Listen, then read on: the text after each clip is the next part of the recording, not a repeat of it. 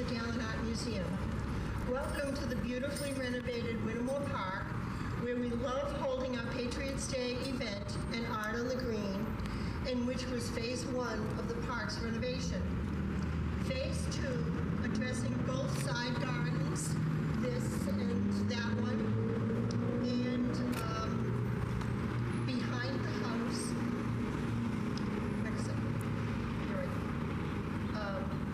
Phase 2, addressing both side gardens and the back of the house, will be completed over the summer. Let me review a couple of the museum's accomplishments from this past year. The Arlington Center monthly walks, presenting Arlington history and iconic monuments, buildings, and sculpture, will continue this year with Director Andrew J. leading the tour from May through September. Please check our website. This past year, the museum presented wonderful virtual programs about Paul Revere, the Sterro Memorial, sculptures of influential women, as well as an unveiling of 2 formerly unknown paintings by Dallin, Mrs. Hall's Letter and Cyrus's self-portrait. Both are on exhibit in the museum. The museum will be open after this program. The museum also acquired a 1952 bronze cast of the Paul Revere from the Unum Insurance Company, also on exhibit. Currently, we have 3 very exciting projects, and we are very grateful to Sean Garbley, who procured a generous grant from the state to digitize our archival collection and begin a much-needed renovation. The Community Preservation Committee and Freedom's Way Heritage Area also provided substantial funding. The digitization of our archives, rehousing photos, manuscripts, and other valuable material, as well as the future renovation of the Central Hall and the Native American Gallery, are due to generous grants from these organizations. To complete the projects, the museum will be closed until June. I want to thank our heroic trustees, Ellen Armont, for organizing our Patriot Day event. She's been all over this. She has worked her tail off. Thank you, Ellen. We have expanded the past programs to include historic content of colonial times, a reading of the Midnight Ride of Paul Revere, the Battle of Monotony, the story of Dallin's sculpture, and a corollary to Longfellow's poem. We will begin with the historic content of Revere's Ride with Michael Rudderman, town meeting member. Thank you all for coming.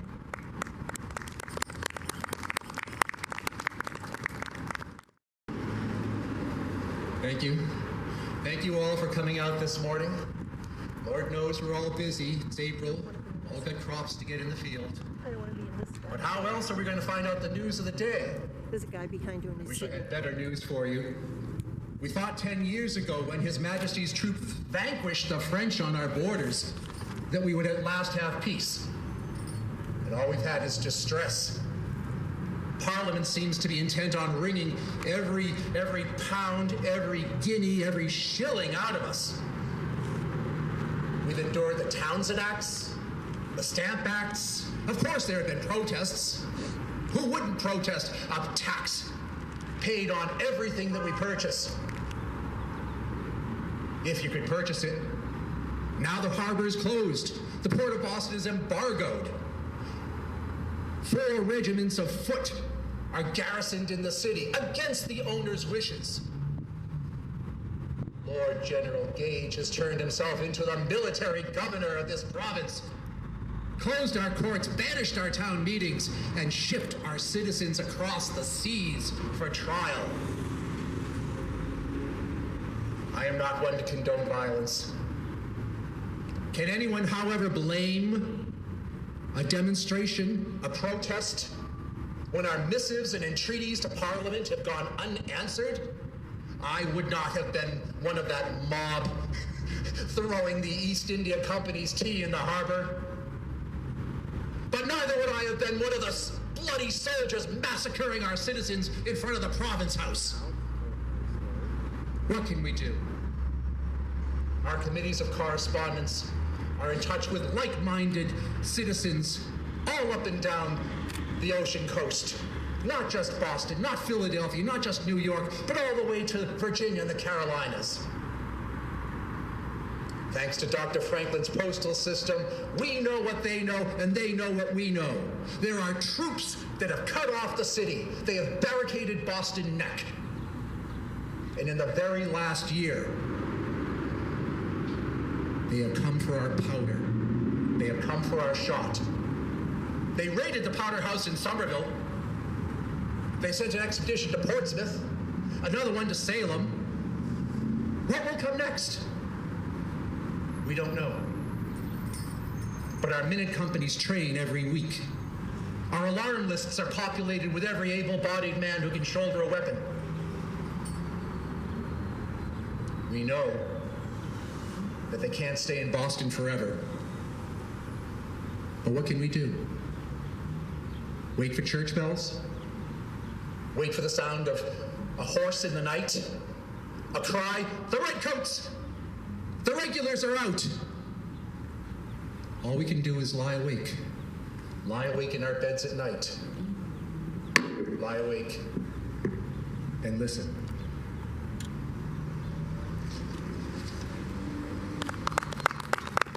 Revere was born in the year 1734, 2 years after George Washington. His French Huguenot father had already anglicized his name, given name Revoir to Revere prior to his marriage into a wealthy Boston family. Paul apprenticed at age 13 to a silversmith, and that became his trade. Revere became an ardent patriot in his 20s and 30s. Such colonists were also known as revolutionaries, rebels, and ultimately continentals. After the war, Revere became a prosperous industrialist with a foundry that would cast bronze bells and iron cannon, and became the first American to successfully roll copper for use as sheathing on naval vessels. Revere died at the age of 83 in 1818. He was just one of many successful artisans in Boston in the late 1700s, and also just one of many sons of liberty in the 1770s. But it was he who had organized an intelligence and alarm system that kept watch on the movements of the British military in Boston at the time. It wasn't until the year 1861 that Harvard professor and lyrical poet Henry Longfellow, an ardent abolitionist and quite popular American, sought to capture and dramatize Revere's heroic exploits in April of 1775. To not only lionize Paul Revere the Patriot, but also to inspire fervor in those Americans who would turn a blind eye to the tragedies of slavery in the South. For the nation that Revere had worked so hard to create a mere 90 years earlier was at risk of fracture. And Longfellow sought to use this Boston patriot to once again stoke the flames of freedom, justice, and liberty throughout the land. So listen, my children, and you shall hear of the midnight ride of Paul Revere. On the 18th of April in 75, hardly a man is now alive who remembers that famous day and year.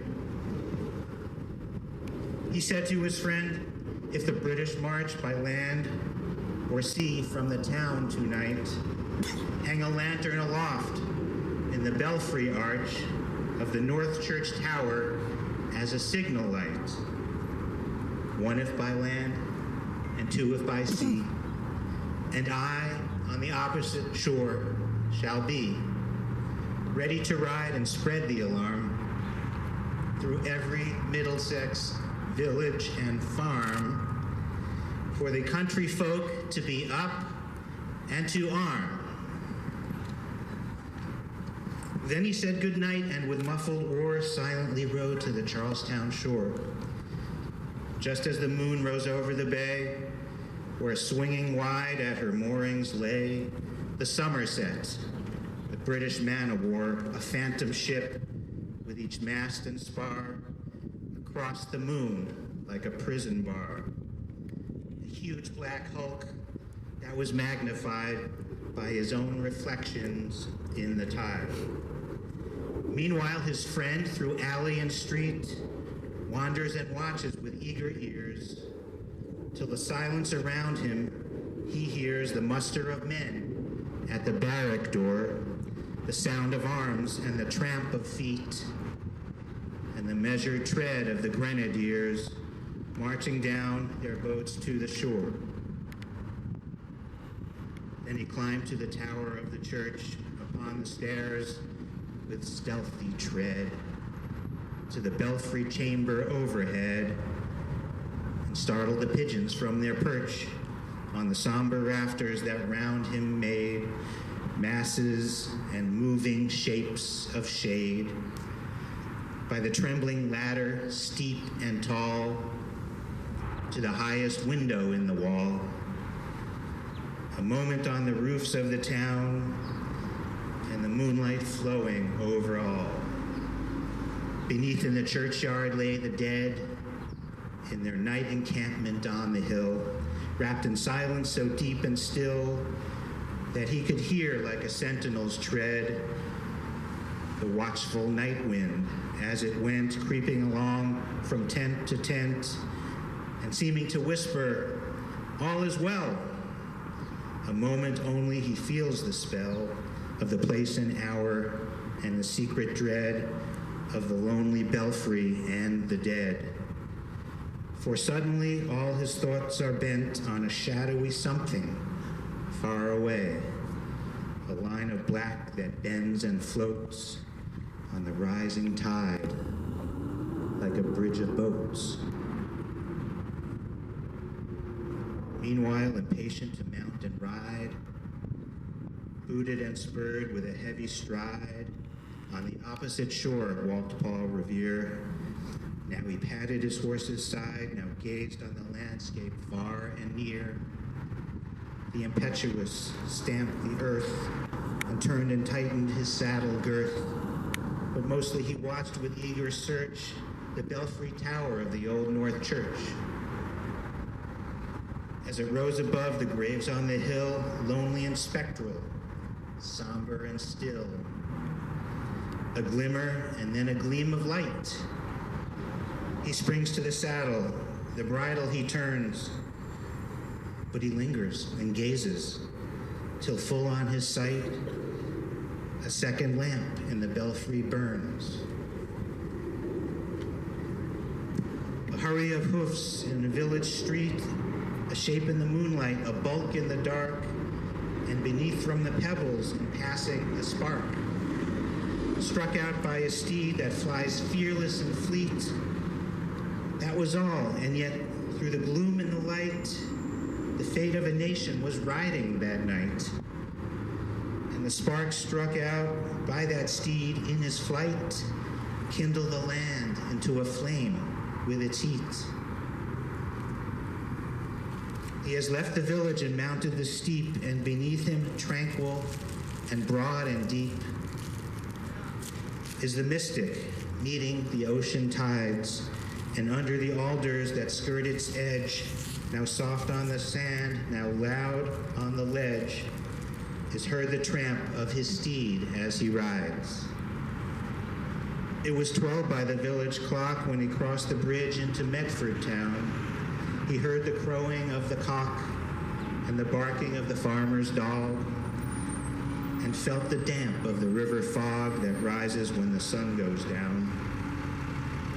It was 1 by the village clock when he galloped into Lexington. He saw the gilded weathercock swim in the moonlight as he passed, and the meeting house windows, blank and bare, gaze at him with a spectral glare. as if they already stood aghast at the bloody work they would look upon. It was 2 by the village clock when he came to the bridge in Concord town.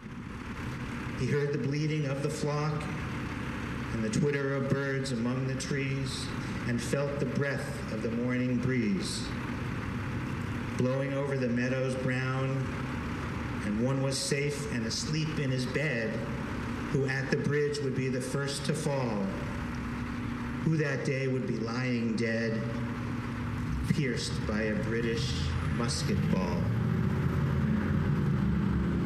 You know the rest in the books you have read, how the British regulars fired and fled, how the farmers gave them ball for ball from behind each fence and farmyard wall, chasing the redcoats down the lane, then crossing the fields to emerge again under the trees at the turn of the road, and only pausing to fire and load.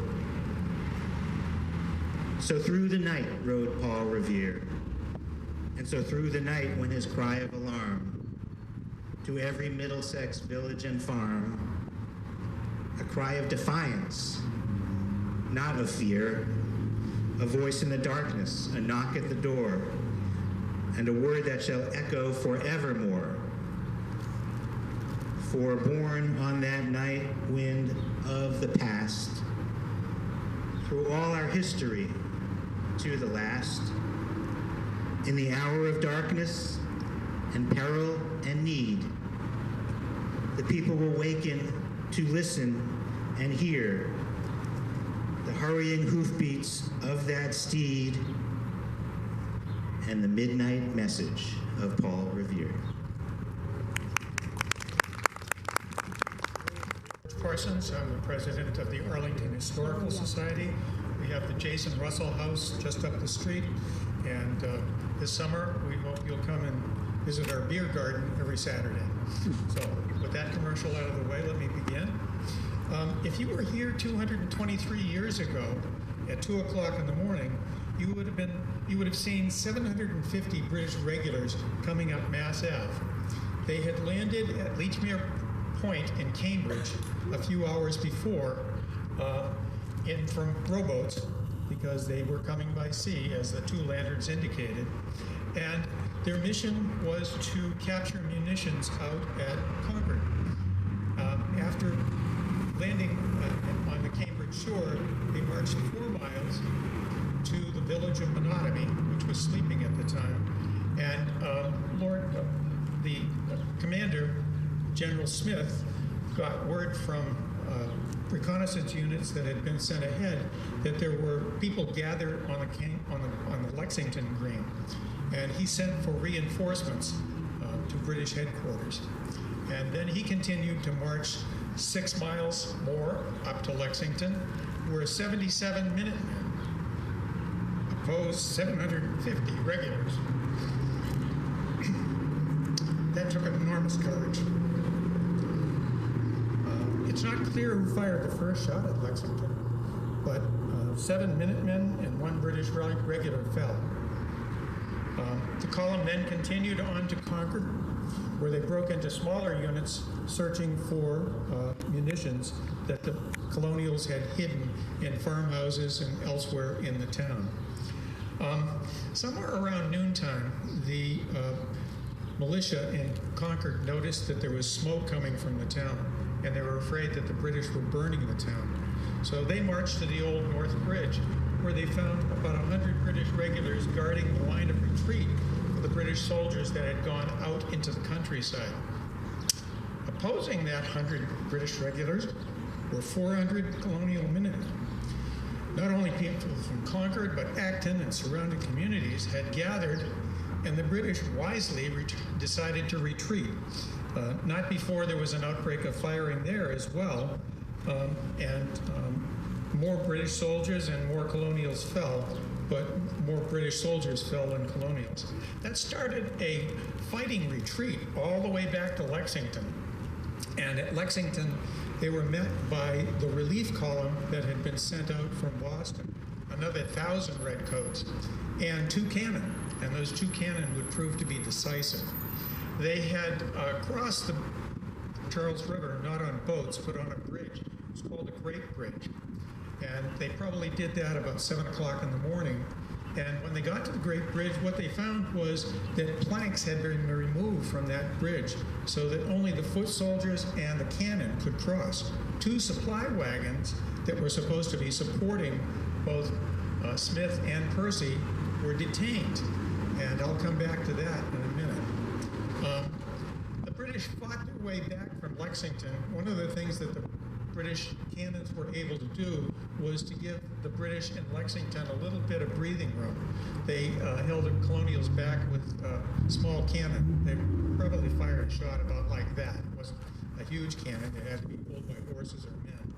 So it wasn't huge. But it was enough to discourage the colonials. And the British column, now 1,700 strong, minus a few, had started retreating back to Menotomy. Well, in the meantime, many more Minutemen from as far away as Danvers and Peabody and Linfield had gathered here in Arlington, Menotomy at that time, and found that the stone walls surrounding or edging Mass Ave were a perfect place to start shooting at the Brits. And they had been doing so all the way back from Concord.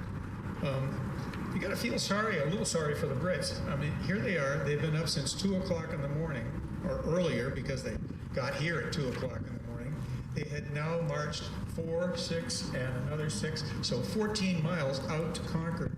Some of them had wandered around Concord looking for munitions unsuccessfully. And now they were fighting their way back to Boston and fighting for their lives. There were probably 20,000 Minutemen who had gathered by the end of the afternoon. 20,000 against 1,750? That's not good odds. So Jason Russell and some of his neighbors and some of the militiamen from other towns were taking up stations along Mass Ave to snipe at the Brits along the way back. And it sounded like a pretty good plan, but it was a plan made by amateurs. When professional armies send troops down a road, they send out flankers on either side, about 100 meters out. And the flankers are out there to pick off ambushers. You'd think the Russians would have learned that. I mean, this is 223 years later, and they're sending tanks down without flankers, which is absolutely insane. But the British were professional soldiers, and they knew what they were doing. And the Russians make more mistakes. British flankers got Jason and his friends and neighbors from the back. And they were bayoneted, clubbed, shot, and there were a number of Minutemen in the basement of the Jason Russell house that the British foolishly tried to pry out of there. Well, there are still British bullet holes in the house that attest to the fury of the fight there that day. We keep finding British bullet holes. We had a forensic archaeologist in, and he showed us bullet holes we didn't even know existed from that day, 223 years ago. The British eventually retired. They did not take all of their dead with them. The 11 colonials that fell at the Jason Russell house were buried the next day at the old burying ground, which you can see from here. And along with them, there were 2 British soldiers that fell in Menotomy that day. And they were buried with the slaves. And the reason they were buried with the slaves was they were the slaves of King George III. And they thought this was a fitting insult to the fallen British soldiers. The British supply wagons had come through Arlington before this fight at the Jason Russell house, and the old men of Menotomy, who were too old to fight in the militia, captured them and killed several of them as well. So the British eventually gained the protection of the guns of the Somerset in Boston Harbor and got back to Boston. But during that day,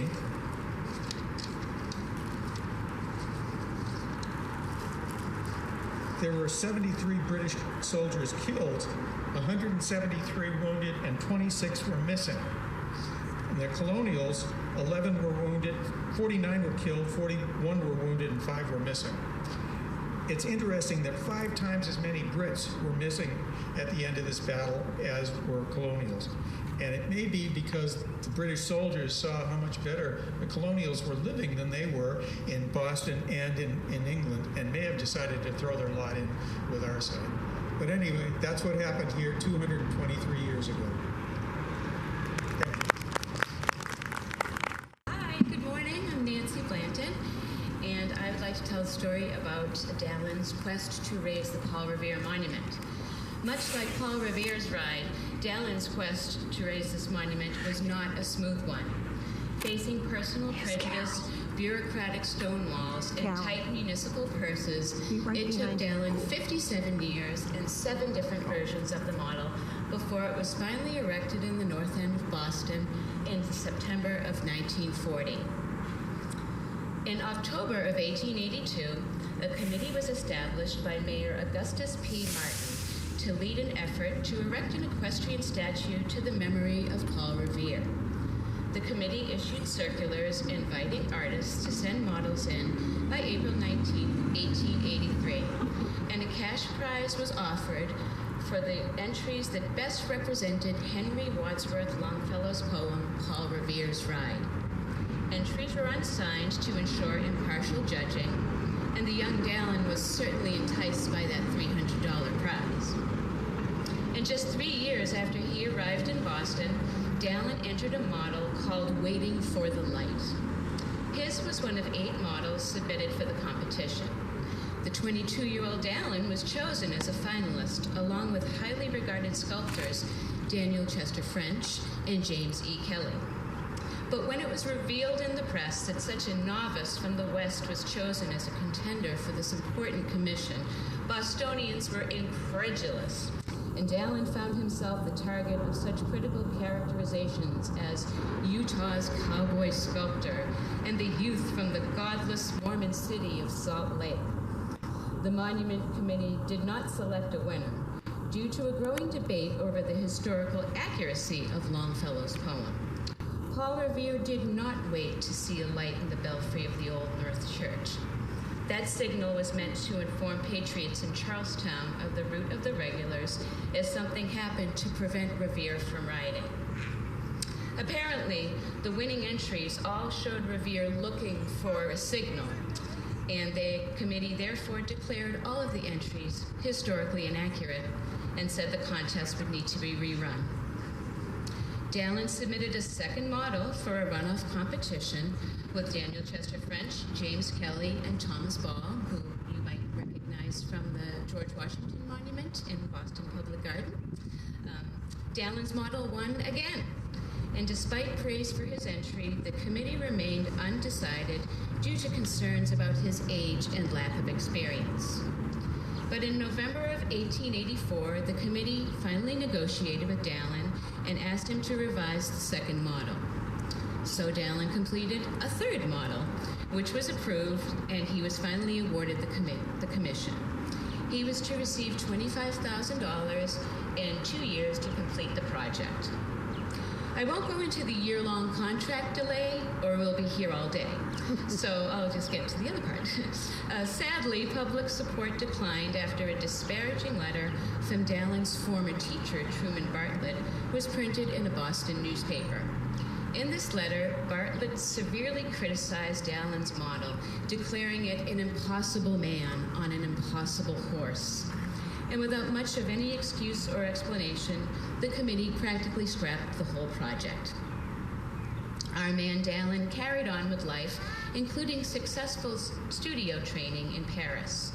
And after returning from that extended stay in Paris, he learned that his award-winning third model had disappeared from the gallery where it was being exhibited. So in 1890, he created a fourth model. It was well received in the press, but the monument project continued to lack leadership and political will. In 1899, after a lapse of nearly a decade, Dallin created a fifth model to renew interest in the monument project, and Mayor Thomas Norton Hart issued an appeal to citizens of Boston to help raise $20,000 to fund it. His effort was unsuccessful, and the project languished once again. But Dallin kept at it and offered a sixth model in the early 1930s. Statue received national attention in the press, but Boston officials made no attempts to revive the long-stalled project. 4 years later, Dallin created a seventh model, which he unveiled with an appeal to Boston Mayor Frederick Mansfield and trustees of the George Robert White Fund to support his effort. While Mansfield made a promise to help see the monument project through, the White Fund determined that the monument did not comply with the provisions of the trust and declined to support it. In the fall of 1939, frustrated but not defeated, Dallin got a little more creative with his appeal for funding and penned a parody of Longfellow's poem, Paul Revere's Ride, which Rod Holland will recite for us when I wrap up the story. And to quote Dallin, "By gum, I think it must have amused him, and it started him thinking again about the statue. I'm not exactly a poet, but I was able to put a lot of feeling into that poem." And finally, in 1939, trustees of the White Fund approved Dallin's request to finance the project. Dallin was to receive $27,500 for the statue, a mere $2,500 more than the amount he was to earn from the original 1884 contract. This meager sum was disappointing, as Dallin was expecting to receive around $80,000 for the work. His son and business manager, Lawrence, initially objected to the terms, but his other son, Bertram, compelled the family to accept, saying, "The money doesn't count, just do it anyway. My father needs this."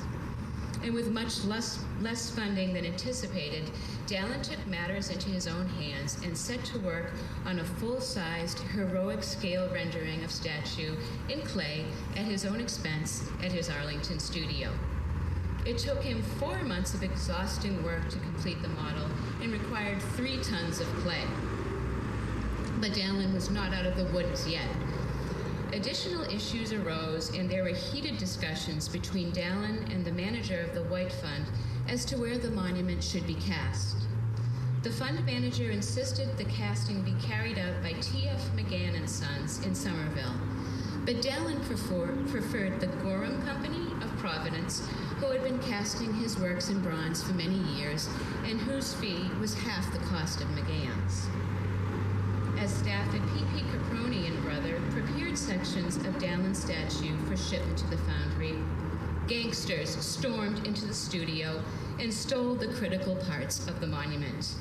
And can you guess where those stolen parts were turned up a couple of weeks later? At T.F. McGann's studio. And the Dallin family made the difficult decision to refrain from publicly accusing officials of wrongdoing, fearing doing so would delay the project even further. And then finally, the Revere Monument was dedicated on Sunday, September 22nd, 1940, on the Prado in the north end of Boston. The ceremony featured band and chorus performances and speeches by high-profile Bostonians. When his turn came, Dallin, then 74 years old, stood up to the podium to acknowledge his achievement and simply bowed and said thank you. And might I say, unofficially on behalf of the city of Boston and its greatly appreciative surrounding communities, thank you, Cyrus, for spending 57 years working toward creation of a monument that not only recognizes a great patriot, but has also become a major tourist attraction as well as an icon of the city of Boston.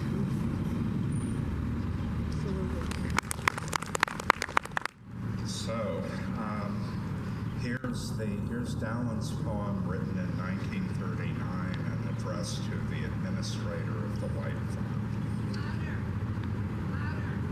Louder.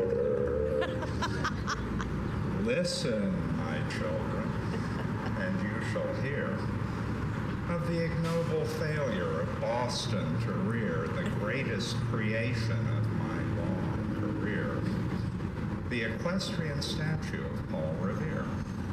A citizens committee of well-known men selected my model from a competition of 10 on July the 4th, 1885. The committee, of which no one now is alive, made a contract with me, all legally signed, to erect in Copley Square my statue designed to honor the hero whose cry of alarm aroused every Middlesex village and farm for the country folk to be upped and to arm. Alas, no statue now graces Copley Square. 'Tis enough to make even an angel swear, but being only human, I refuse to despair. And I hope that means will be found somewhere. So after the lapse of many a year, due honor be paid to Paul Revere.